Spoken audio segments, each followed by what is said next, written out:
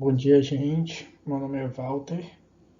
Eu sou aluno da disciplina de Biofísica e hoje eu trouxe aqui para vocês um seminário sobre o uso dos pombos-correio através da história. E eu quis trazer aqui uma coisa mais temática de um desenho que todo mundo conhece, que é a Corrida Maluca. Todo mundo sabe que ela tem um pombo-correio, só que tem uma historinha por trás que vai mudar a infância de muita gente, mas eu vou deixar isso para depois. Agora vamos começar, né? Vamos pela classificação dos pombos-correios. Os pombos-correios são da mesma espécie dos pombos comuns, que a gente vê nas ruas e praças, aquele pombo bobinho, mas eles são de uma raça diferente. O seu porte é maior, eles possuem uma carúncula mais acentuada na base do bico. Os pombos normais, eles não aguentariam percorrer as longas distâncias que os pombos-correios percorrem. Agora, o uso através da história. O uso dos pombos-correios para fim de comunicação tem sido historicamente variado. Por exemplo, eles tiveram importância vital durante os períodos das guerras, na Idade Média, que foi a Primeira e a Segunda Guerra Mundial, onde o transporte de mensagens normalmente era feito através desses animais, embora sua história remonte a muitos anos atrás. Bom, por que que utilizavam, né, o pombo-correio ao invés de um mensageiro normal ou outros meios? Naquela época, as fronteiras eram todas fechadas e os mensageiros geralmente eram interceptados. Os pombos-correios eram uma maneira de garantir que as mensagens não seriam interceptadas pelo inimigo ao decorrer do caminho, já que não dá para saber, né? Um pombo, uma pessoa, é mais fácil de interceptar. O que eles transportavam? Eles transportavam mensagens ou encomendas pequenas, algumas encomendas pequenas. São geralmente amarradas na perna do animal ou colocadas em um tipo de mochilinha especial, que é a que o pombo do desenho usa. Hoje em dia, essas aves ainda são utilizadas como mensageiras. Até recentemente, o exército russo, de uma divisão para pombos-correios na Inglaterra, há cerca de alguns anos, um hospital usava para levar as amostras de laboratório, de sangue, vídeos e essas coisas, por ser um transporte rápido e que não precisa enfrentar o trânsito e faz parte do folclore de lá. Sejam usados também já foi encontrado casos de pombo-correio usados no contrabando de drogas e até diamantes. Agora vamos às limitações, né? Tem os pontos positivos e os pontos negativos. Não é qualquer pombo que pode se usar como mensageiro, como eu já havia mencionado. Se pegássemos um exemplar de rua e o levássemos para um local desconhecido, ele provavelmente conseguiria retornar à sua casa. Mas existe uma limitação. Se o animal for afastado cerca de 15 quilômetros de onde vive, por exemplo, ele certamente saberia encontrar o caminho de volta. Mas se a distância exceder uns 50 quilômetros, ele dificilmente voltaria, pois precisaria ter um porte de atleta. Por isso, os pombos-correios são treinados desde pequenos a voar longas distâncias para ganhar resistência e não se perderem ao decorrer do caminho. O treinamento começa a ser realizado a partir do momento em que o animal aprende a voar, que geralmente é dos 30 a 45 dias de vida pombal. A partir de 3 meses de idade, já pode se afastá-lo uns 30 quilômetros da sua casa e ele saberá como voltar.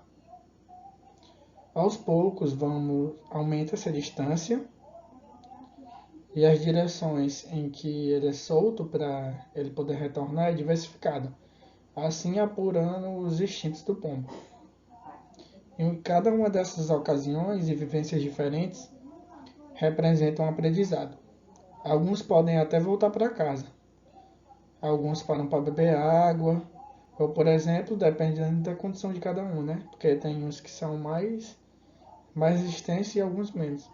E muitos deles até não voltam, ou porque se perdem, ou porque são capturados por predadores, como o gavião. Para quem não sabe, o pombo ele é muito predado por vários animais. Até rato come pombo, gente.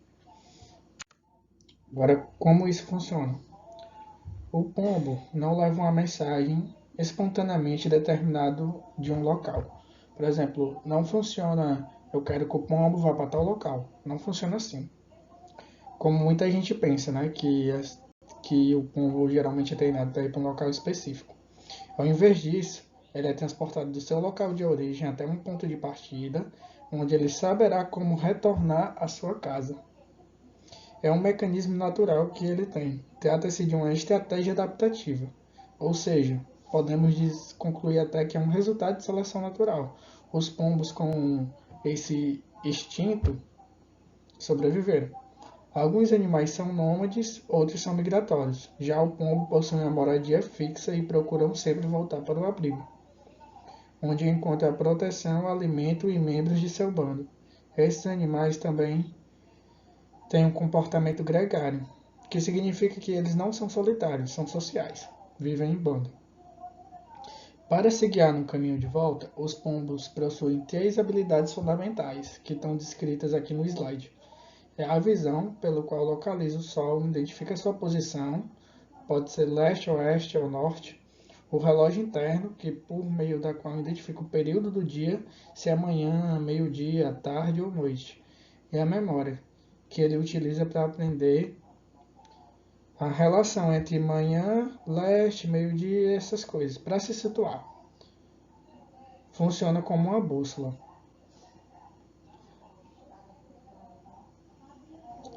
Esses instintos funcionam como uma bússola para ele. Além dos pombos, outros animais também possuem essa capacidade de encontrar o caminho de volta para casa. Alguns em maior grau e alguns em menos, né? As abelhas fazem isso o tempo todo. Os gatos também. Se você tentar abandonar um gato, levar ele para longe, ele com certeza vai encontrar o dia para casa, o caminho para casa em 2 dias ou 3. Como funciona a questão dos pombos atualmente? Bom, é meio inviável, né, continuar utilizando esse método porque a gente tem computadores, notebooks, e-mail, Facebook.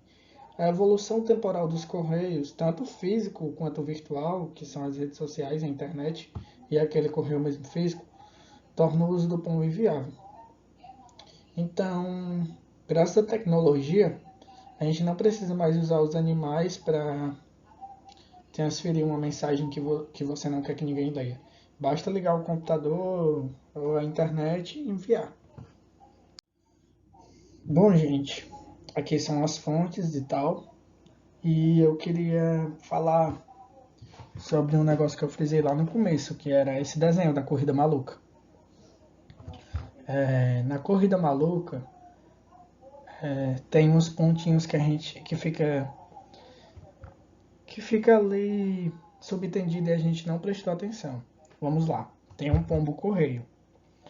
E o Muttley e o Dick Vigarista, o Muttley é o cachorrinho, são obcecados, né, pelo pombo.